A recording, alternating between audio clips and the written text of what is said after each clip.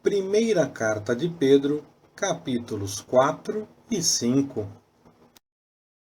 Ora, pois, já que Cristo padeceu na carne, armai-vos também vós deste mesmo pensamento, porque aquele que padeceu na carne já cessou do pecado, para que, no tempo que ainda vos resta na carne, não continueis a viver para as concupiscências dos homens, mas para a vontade de Deus.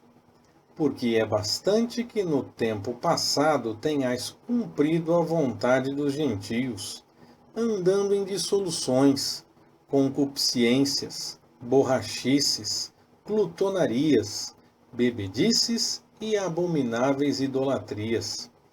E acham estranho não correrdes com eles no mesmo desenfreamento de dissolução, blasfemando de vós, os quais hão de dar conta ao que está preparado para julgar os vivos e os mortos. Pois é por isto que foi pregado o Evangelho até aos mortos, para que, na verdade, fossem julgados segundo os homens na carne, mas vivessem segundo Deus em espírito. Mas já está próximo o fim de todas as coisas. Portanto, sede sóbrios e vigiai em oração, tendo antes de tudo ardente amor uns para com os outros, porque o amor cobre uma multidão de pecados, sendo hospitaleiros uns para com os outros, sem murmuração, servindo uns aos outros conforme o dom que cada um recebeu, como bons despenseiros da multiforme graça de Deus. Se alguém fala, fale como entregando oráculos de Deus. Se alguém ministra, ministre segundo a força que Deus concede, para que em tudo Deus seja glorificado por meio de Jesus Cristo, a quem pertencem a glória e o domínio para todo o sempre. Amém. Amados, não estranheis a ardente provação que vem sobre vós para vos experimentar, como se coisa estranha vos acontecesse, mas regozijai-vos por serdes participantes das aflições de Cristo, para que também na revelação da sua glória vos regozijeis e exulteis. Se pelo nome de Cristo sois vituperados, bem-aventurados sois, porque sobre vós repousa o Espírito da glória, o Espírito de Deus. Que nenhum de vós, entretanto, padeça como homicida, ou ladrão, ou malfeitor, ou como quem se entremete em negócios alheios. Mas, se padece como cristão, não se envergonhe, antes glorifique a Deus neste nome, porque já é tempo que comece o julgamento pela casa de Deus. E se começa por nós, qual será o fim daqueles que desobedecem ao Evangelho de Deus? E se o justo dificilmente se salva, onde comparecerá o ímpio pecador?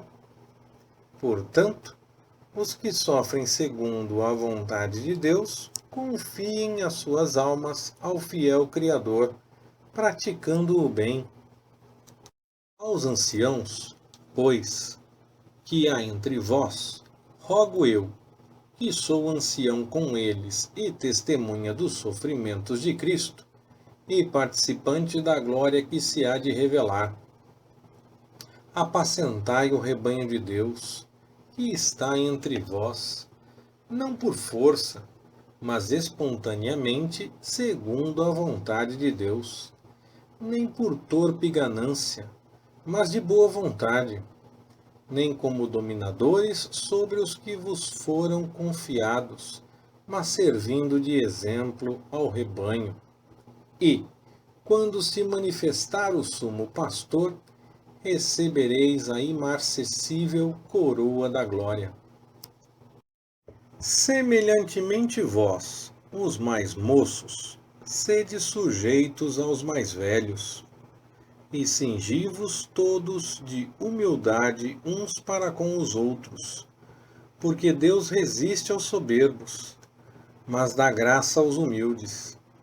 Humilhai-vos, pois, debaixo da potente mão de Deus, para que a seu tempo vos exalte, lançando sobre ele toda a vossa ansiedade, porque ele tem cuidado de vós. Sede sóbrios, vigiai. O vosso adversário, o diabo, anda em derredor, rugindo como leão, e procurando a quem possa tragar, ao qual resisti firmes na fé, sabendo que os mesmos sofrimentos estão se cumprindo entre os vossos irmãos no mundo. E o Deus de toda a graça, que em Cristo vos chamou à sua eterna glória, depois de haverdes sofrido por um pouco, Ele mesmo vos há de aperfeiçoar, confirmar e fortalecer. A Ele seja o domínio para todo o sempre. Amém. Por Silvano, nosso fiel irmão, como o considero, escrevo abreviadamente, exortando e testificando que esta é a verdadeira graça de Deus. Nela permanecei firmes. A vossa coeleita em Babilônia vos saúda, como também meu filho Marcos. Saudai-vos uns aos outros com ósculo de amor.